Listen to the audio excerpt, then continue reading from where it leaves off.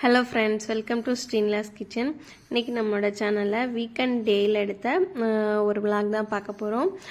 ஒரு நைட் போல் ஷூட் பண்ணது, நைட்டும் அப்புறம் மார்னிங்கும் கொஞ்சம் வீடியோஸ் ஷூட் பண்ணேன். அது மட்டும் பார்த்திங்கன்னா இந்த வீடியோஸில் வரும்.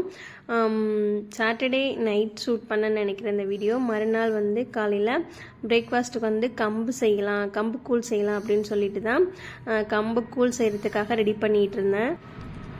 கம்பு வந்து நான் மாவு ஊர்லேருந்து கொண்டுட்டு வந்தேன் நினச்சிட்டு பார்த்தீங்கன்னா தண்ணியெலாம் நான் வச்சுட்டேன். ஆனால் மாவு வந்து நான் கம்பு மாவு எடுத்துகிட்டு வரல. அதனால சரி கம்பு இருந்தது, முளைக்கம்பு, அதை வச்சே பண்ணிடலாம் அப்படின்னு சொல்லிட்டு ஒரு 3/4 கப் அளவுக்கு கம்பு பார்த்திங்கன்னா எடுத்துகிட்டு ஒரு தடவை வாஷ் பண்ணிவிட்டு ஒரு 10லேருந்து 15 நிமிஷம் மட்டும் ஊற வச்சு எடுத்துக்கிட்டேன். அதுக்கு முன்னாடியே பார்த்திங்கன்னா ஒரு அரை கிளாஸ் அளவுக்கு அரிசியும், நம்ம சாப்பாட்டு அரிசி இருக்குல்ல, அதுவும் வந்து ஊற வச்சு எடுத்துட்டேன். நான் மாவு எடுத்துகிட்டு வந்துட்டேன்னு நினச்சி தான் வந்து அரிசி வந்து ஊற வச்சுருந்தேன். மாவு எடுத்துகிட்டு வரல, சரி ஓகே அதை வச்சே பண்ணிடலாம் அப்படின்னு சொல்லிட்டு அதுக்கப்புறம் ஒரு 10லேருந்து 15 நிமிஷத்துலேருந்து கம்பு ஊறினதுக்கப்புறம் பார்த்திங்கன்னா இந்த மாதிரி நல்லா அரைச்சி எடுத்துக்கோங்க. ரொம்ப நைஸாக இல்லாமல் கொஞ்சம் குருணையாக இருக்க மாதிரி அரைச்சி எடுத்துக்கோங்க. ரவை பதம் இருக்குல்ல, அந்த மாதிரி அரைச்சி எடுத்துக்கிட்டிங்க அப்படின்னா உங்களுக்கு கம்பு கூழ் வந்து நல்லாயிருக்கும் சாப்பிட்றதுக்கு. இப்போ வந்து பார்த்திங்கன்னா வெயில் நல்லா ஸ்டார்ட் ஆகிடுச்சு. அதனால நம்ம பிரேக்ஃபாஸ்ட்டுக்கு வந்து இந்த மாதிரி கம்பு கூழ்லாம் எடுத்துக்கிட்டோன்னா நம்மளுக்கு உடம்புக்குமே நல்லாயிருக்கும். ரொம்ப சூடும் பார்த்திங்கன்னா இருக்காது, நல்லா ஃபில்லிங்காகவும் இருக்கும் காலையில் இது வந்து சாப்பிடும்போது. ரொம்ப குளிர்ச்சியானது கூட கம்பு. இப்போ வந்து அரிசி வந்து சேர்த்துட்ட தண்ணி நல்லா கொதிச்சதுக்கப்புறம் பார்த்திங்கன்னா நான் நார்மலாக எப்பயும் சாப்பாட்டு அரிசி சேர்ப்போம்ல, அது மாதிரி சேர்த்துட்டு அரிசி 3/4 பதம் வந்ததுக்கப்புறம் நம்ம கம்பு சேர்த்துக்கலாம்.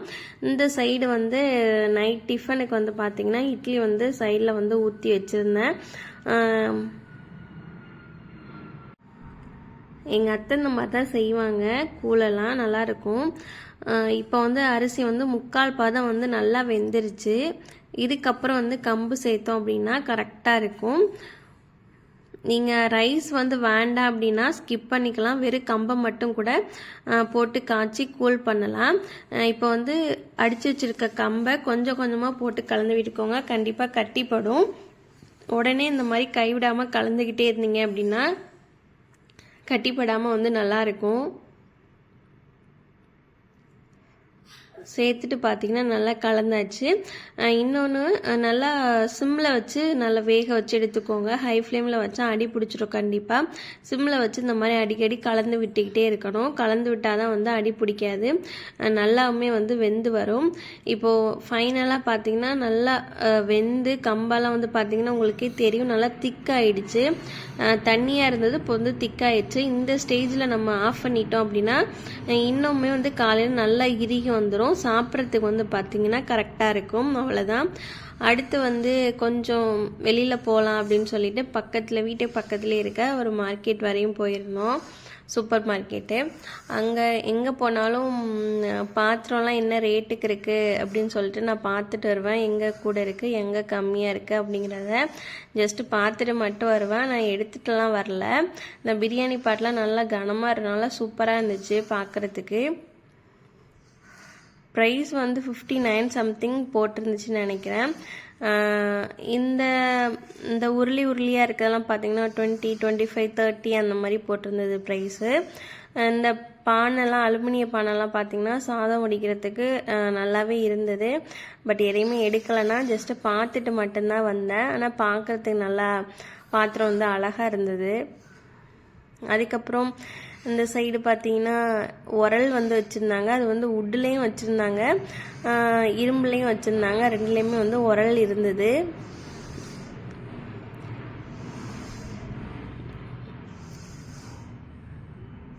ஜஸ்ட் அதுக்கப்புறம் பார்த்திங்கன்னா சும்மா பார்த்துட்டு மட்டும் இருந்தேன்.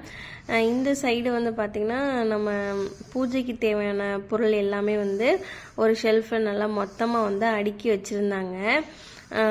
ஒன்று ஒன்றா நம்ம தேடிக்கிட்டு இருக்காமல் சாமி கும்பிட்றதுக்கு என்னென்ன தேவையானதோ அது எல்லாமே வந்து ஒரு ஷெல்ஃபில் வந்து இருந்தது. நான் நிறைய கடை போனால் நான் இங்கேயும் இந்த மாதிரி பார்க்கலாம், ஆனால் அந்த ஸ்டோரில் மட்டும் இந்த மாதிரி எல்லாமே வந்து ஒரே இடத்துல இருக்க மாதிரி திரியிலேருந்து இதுலேருந்து எல்லாமே ஒன்றா அடுக்கி வச்சுருந்தாங்க. கீழேயுமே வந்து கேண்டில்ஸு அந்த மாதிரி வந்து இருந்துச்சு. எல்லாத்தையும் மொத்தமாக வந்து எப்படி சாமி கும்பிடுவாங்களோ அந்த மாதிரி அடுக்கி வச்சுருந்தாங்க. எங்கிட்ட வந்து பார்த்திங்கன்னா இளநீ சீசன் வந்து ரொம்ப ஹாட்டாக இருக்கிறதுனால இளநீ எல்லாமே வந்து இருந்தது. பட் ரேட்டெல்லாம் வந்து 5, 6, 7 அந்த மாதிரி இருந்துச்சு. ரேட்டெல்லாம் கொஞ்சம் எக்ஸ்பென்சிவாக தான் இருந்தது காய்கறி. எங்கள் வீட்டுக்கு பக்கத்துலேயே ஒரு 3-4 மார்க்கெட் இருக்குது. எங்கே கம்மியாக இருக்கோ அங்கே தான் பார்த்து நான் காய்கறிலாம் வாங்கிக்குவேன். நம்ம ஊரில் லூஸில் வாங்குற மாதிரியே பார்த்தீங்கன்னா இங்கேயுமே வந்து வாங்கலாம். என்ன பருப்பு வேணும் அப்படின்னு சொல்லிட்டு இங்கே வந்து பேக்கெட்லேயும் போட்டு வச்சுருப்பாங்க, அதுலேயும் எடுத்துக்கலாம். நம்ம லூஸில் வாங்கணும் அப்படின்னாலும் நம்ம வாங்கிக்கலாம். நம்ம ஊரில் மாதிரி அரிசியெல்லாம் வாங்கி சமைச்சு பார்த்துட்டு பேக்கெட்டாக இருக்கிறது கூட எடுத்துட்டோம் அப்படின்னா மாற்ற முடியாது. பட் லூஸில் வாங்கிட்டோம் அப்படின்னா நம்ம ரிட்டர்ன் கூட பண்ணிக்கலாம். ஃபைனலாக வந்து எல்லாம் முடிச்சுட்டு பார்த்தீங்கன்னா வீட்டுக்கு வந்தாச்சு. வீட்டுக்கு வந்து கிச்சன்லாம் க்ளீன் பண்ணிட்டு பார்த்தீங்கன்னா முடிச்சாச்சு. இது வந்து மறுநாள் காலையில் ஷூட் பண்ணது. நான் கொஞ்சம் எந்திரிக்கிறதுக்கு முன்னாடியே ஹஸ்பண்ட் எந்திரிச்சு இந்த கூழ் வந்து கரைச்சிட்டாங்க. நான் அதுக்கப்புறம் எந்திரிச்சு வீடியோ எடுக்கணுமேனு சொல்லிட்டு அப்புறம் அவசரமாக எந்திரிச்சு என்னோட மொபைலில் எடுக்கலாம், அவங்களோட மொபைலில் எடுத்து ஷூட் பண்ணிகிட்டு இருந்தேன். நம்ம கூழ் வந்து நல்லா பார்த்தீங்கன்னா கட்டியாயிடுச்சு. அதில் வந்து எடுத்துட்டு ஒரு 3-4 கரண்டி எடுத்துட்டு தயிர் போட்டுட்டு வெங்காயம் போட்டுட்டு நல்லா கரைச்சி விட்டுட்டு தேவையான அளவு வந்து உப்பும் சேர்த்துக்கலாம். ஃபஸ்ட்டே வந்து பார்த்திங்கன்னா தயிரை நம்ம நல்லா அடிச்சிடணும், அப்போ தான் வந்து கட்டி படாமல் இருக்கும்.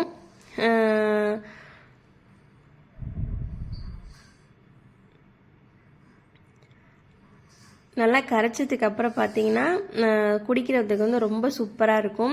இந்த வெயில் டயத்துக்கு நல்லா வேறு எதுவுமே சாப்பிட வேண்டியதில்லை. இதில் ஒரு 2-3 கிளாஸ் குடித்தோம் அப்படின்னாலே நல்ல வயிறு வந்து பார்த்திங்கன்னா நல்ல ஒரு ஃபில்லிங்காக இருக்கும்.